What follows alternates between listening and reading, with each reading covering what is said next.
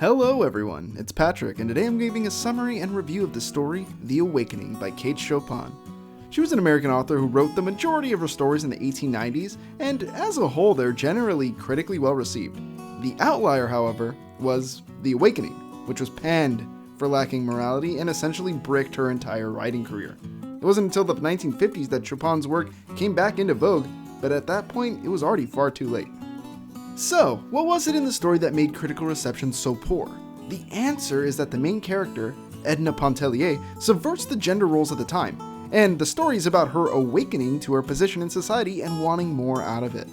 This does come at the cost of her own person, and at the cost of her kids. But I think getting right into the nitty-gritty of the story is going to help out.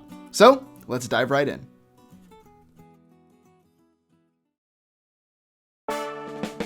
So, there are three portions of the story. You've got your obligatory beach episode where Edna, our main character, starts her awakening. You've got the second portion of the story where all the shipping of the characters falls flat as the beach episode ends, and then they all head back to New Orleans.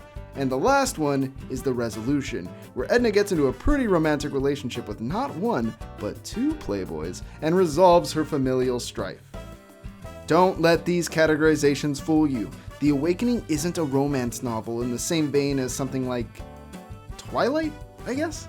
I'm having a hard time thinking of romance novels at the moment, but whatever.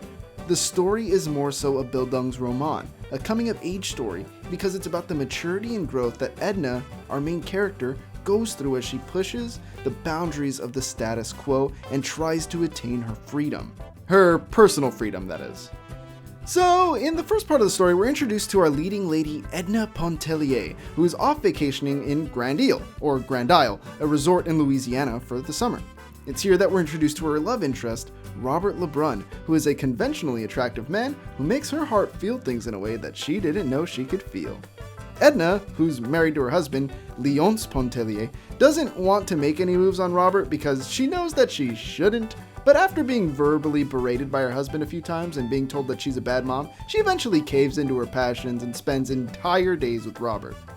Another of Edna's friends, Adèle Ratignolle, is vacationing in Grand Isle as well, and it's actually through Adèle that Edna was able to meet Robert.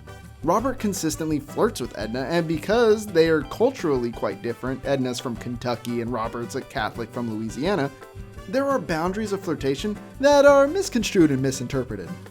Adèle tells Robert that he needs to stop flirting with Edna, and effectively says that they are her no TP. This makes Robert sad, but as summer goes on, Edna and Robert reconnect at a dance where Robert gets Edna's favorite composer, Madame Maurice, to make a surprise visit to play her a super special song.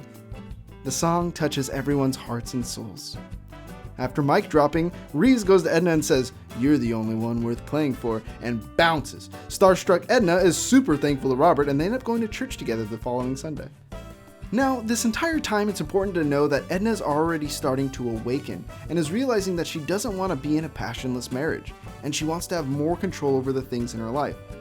Anyway, back to church. So Robert and Edna take a trip on a boat to head to church. Edna had just gotten out of a feud with her husband because she'd realized that she didn't quite like being ordered around, so she was up all night and is exhausted, so she's passing out during the service. Robert notices and they head to a local B&B, where Edna knocks out on the bed for the majority of the day while Robert's outside reading a book. But when she awakens, she realizes that she really does yearn for Robert, which makes it all the much harder to hear that Robert is going to Mexico that night. Summer effectively ends there, and they all head back to New Orleans to resume their normal daily circumstances. But after the summer, Edna is a changed woman.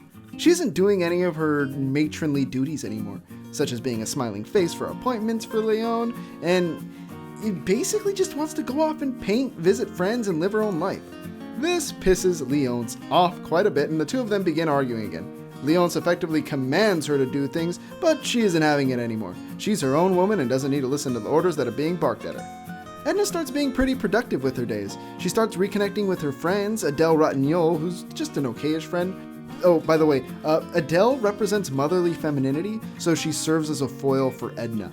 But the friend that really stands out in New Orleans is her favorite musician, the one that played the other song for her, Madame Maurice, who lives in a tiny little ratty apartment in town. She, unsurprisingly, represents full female freedom in society of that time, which is some tough stuff. Turns out that Reese is also still in male contact with Robert Lebrun, so Edna now has incentive to continue seeing Reese on a regular basis. Leonce is still angry that his wife is constantly out and about, so he concocts a plan to see a physician to get her fixed. The physician is really confused and tells Leonce basically to cool it and stop being such a jerk, and just be supportive. She'll be back to the way that she is soon. But once Leonce is out of earshot, he starts to wonder if Edna is cheating on Leonce, and even puts a name on it. Elisée Arobin.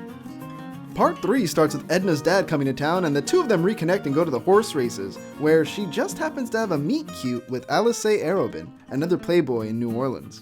Elisée likes himself a strong, independent woman, and so they start planning more trips to the horse races so that he can be with Edna more. Edna enjoys the company, but eventually pushes Elisée away because she feels like she's starting to become unfaithful. Not to Leonce, her husband, but to our man Robert Lebrun, who's currently residing in Mexico. Things start to hit a fever pitch as Edna is still playing the field waiting for Robert to come back home, when a letter finally comes to Madame Reese saying that he is going to be coming back soon. This makes Edna really excited, but now she's in a pickle. She can't both see Elisée and Robert at the same time because polyamory isn't quite seen in a great light. Edna decides it's time to move out of Leonce's house and into her own little flat, which she calls the Pigeon House. She finds a place and uses her own money to buy it, and she throws a big party to celebrate her coincidental 29th birthday and her moving out. When the party ends, she and Elisée have a romantic evening, and there is some heavily implied fun that is had between them. Leonce finds out through letter that Edna's moved out, and he, being a shrewd businessman, tries to make a smokescreen that makes it seem like Edna moved out because they're renovating their old house in order to save face. Edna doesn't really care. Adele stops by and basically says she's worried about Edna because Elisée is poison to her reputation as a mom. Adele is there to stop another no TP because she ships Leonce and Edna. Leodna, if you will. It just so happens that Robert comes back and meets Edna at Madame Reese's house, and the two of them don't immediately hit it off. Robert has heard things about Elisée, and Edna's mad that Robert didn't come back for her needs. She gets jealous of Robert's new things, like his handmade tobacco pouch, which was lovingly stitched by a Mexican woman. But she invites Robert to her new place regardless, after they sort of mend their issues. Robert, however, never shows up, so instead Edna decides to spend the night with Arobin, because she needs some passion in her life. But the following day she ends up meeting up with Robert on accident anyway, where the two of them once again fix their issues that they had with each other, and she takes Robert back to her place this time so that they can make out. Robert mentions that he can't be with Edna because he doesn't want to intrude while she's Leonce's possession. Edna is rightfully confused and tells him that she's no one's possession, she's her own woman, and they're rudely interrupted because Adele is pregnant and having a baby. Edna goes alone to the birthing and is horrified at the idea of motherhood again. And Adele just looks at Edna straight in her eyes and says, "Think of the children." Edna takes off from there shortly after and comes home to a note from Robert that says, "Goodbye, because I love you." And she basically just shuts down.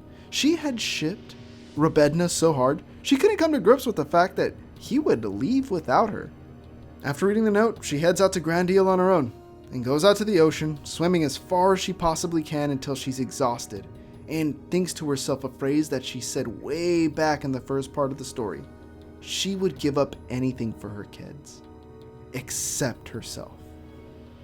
Then the story fades out. Edna drowning at sea. All right, big themes. So the story has a really big one. Freedom is worth chasing. It's literally something Edna dies in the story for, and it's something that's drastically increased her quality of life.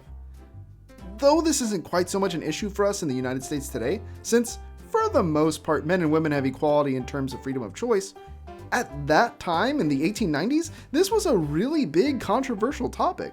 This was before the feminist movements, so there was no societal backing for Chopin's ideas in the story. But there's a caveat to the freedom. Mostly due to society, freedom is inherently selfish. Edna's only able to achieve her freedom through mostly ignoring her motherly duties. She isn't really there for her kids, and she isn't taking care of the household. I want to be clear here though. I don't think women belong in the house. But during the 1890s, it was more than just commonplace. So breaking that mold makes it even more taboo. It's important to look at the character who represents true female freedom, Madame Reese, because she's happy with how her life's turned out, but she understands the struggle of trying to attain freedom. It's not easy, and it doesn't always reward people lucratively.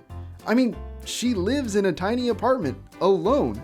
She even states, "The bird that would soar above the level plane of tradition and prejudice must have strong wings." It is a sad spectacle to see the weaklings bruised, exhausted, fluttering back to earth. This lays out how Reese feels about freedom. It's hard to attain, and if you can't take the brunt of going against society, you'll fall back down to the earth. The higher you fly, the more you'll fall.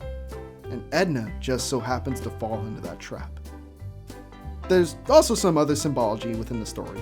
The ocean is a womb, while also being where Edna clears her mind. Swimming is the first step into Edna being able to take control of her life. In fact, after learning to swim on her own for the first time, that's when she takes her first step into awakening. And ultimately is how the story ends. Anyway, I hope this helps. Thanks for listening, everyone. Remember to like, share, subscribe, or comment, and to hit the notification bell so that you can stay up to date with the other videos I make. Thanks for watching, and I hope this helps you out. This is Patrick, signing off.